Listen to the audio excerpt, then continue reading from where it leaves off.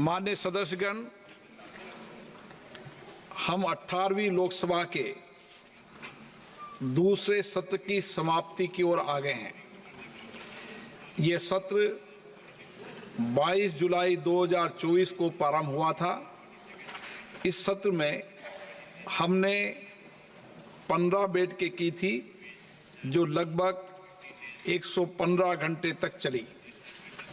दिनांक 23 जुलाई 2024 को माननीय वित्त मंत्री द्वारा सदन में केंद्रीय बजट 2024-25 पेश किया गया। सदन द्वारा केंद्रीय बजट 2024-25 पर सामान्य चर्चा 27 घंटे 19 मिनट तक चली। इस चर्चा में 181 माननीय सदस्यों ने भाग लिया। माननीय वित्त मंत्री जी ने दिनांक 30 जुलाई 2024 को चर्चा का उत्तर दिया। सदन द्वारा कुछ चयनित मंत्रालयों विभागों के अनुदान मांगों 2024-25 पर 30 जुलाई 2024 से 5 अगस्त 2024 तक चर्चा की गई। चर्चा समाप्ति के उपरांत उन पर मतदान किया गया। दिनांक 5 अगस्त 2024 को केंद्रीय बजट से संबंधित विनियोग विधेयक पारित किया गया। इस सत्र के दौरान 12 सरकारी विधेयक पुनर्स्थापित किए गए। कुल 4 विधेयक पारित किए गए। पारित किए महत्वपूर्ण विधेयक निम्नलिखित है: वित्त विधेयक 2024, विनियोग विधेयक 2024, जम्मू कश्मीर विनियोग विधेयक 2024, भारतीय वायुयान विधेयक 2024। सत्र के दौरान 86 तारांकित प्रश्नों के उत्तर दिए गए। माननीय सदस्यों ने अविलंब लोकमत के 400 मामले उठाए गए। सभा में नियम 377 के अधीन 358 मामले उठाए गए। निर्देश 73 के अधीन 25 वक्तव्य सरकारी कार्य में संसदीय कार्य मंत्री द्वारा तथा 2 वक्तव्य और नियम 272 के अधीन माननीय मंत्री द्वारा तथा 300 मोटो स्टेटमेंट सहित कुल 30 वक्तव्य दिए गए। सत्र के दौरान कुल 1345 पत्रों को सभा पटल पर रखा गया। इस सत्र के दौरान दिनांक 22 जुलाई 2024 को ओलंपिक खेलों के लिए भारत की तैयारी के संबंध में नियम 193 के तहत एक अल्पकालीन चर्चा हुई। दिनांक 31 जुलाई 2024 को देश के विभिन्न हिस्सों में भूस्खलन और बाढ़ के कारण जान माल के नुकसान के विषय पर नियम 197 के अधीन एक ध्यान आकर्षण प्रस्ताव लिया गया।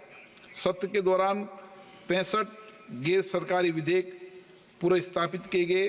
गैर सरकारी सदस्यों के संकलनों की बात करें तो देश में हवाई किराए के विनियम करने के लिए उचित उपायों के विषय पर श्री शफी परिमल द्वारा प्रस्तुत एक संकल्प को सदन द्वारा चर्चा के लिए दिनांक 26 जुलाई 2024 को लिया गया।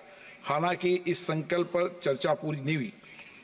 लोकसभा के सत्र की कार्य उत्पादकता 136% रही। सत्र के दौरान सभा ने 23 जुलाई 2024 को तंजानिया संयुक्त गणराज्य की स्पीकर एवं IPU की अध्यक्ष श्रीमती तुलिया एक्सन का स्वागत किया गया।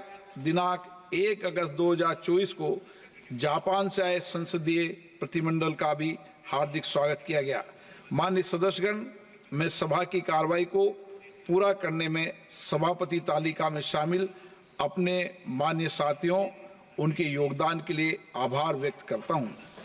मैं माननीय प्रधानमंत्री जी, संसदीय कार्य मंत्री जी, नेता प्रतिपक्ष, विभिन्न दलों के नेताओं और माननीय सदस्यों के प्रति भी उनके सहयोग के लिए अत्यंत आभारी हूं। मैं आप सभी की ओर से प्रेस और मीडिया के मित्रों को भी धन्यवाद करता हूं। इस अवसर पर मैं सभा को प्रदान की गई समर्पित और त्वरित सेवा के लिए लोकसभा सचिवालय के महासचिव और सचिवालय के अधिकारियों तथा कर्मचारियों की सराहना करता हूं। मैं सभा की कार्रवाई के संचालन में समृद्ध एजेंसियों को भी उनके द्वारा प्रदान की गई सहायता के लिए धन्यवाद देता हूं। माननीय सदस्यगण, अब आप अपने स्थान पर खड़े हो जाएं, हम वंदे मातरम की धुन बजाएं।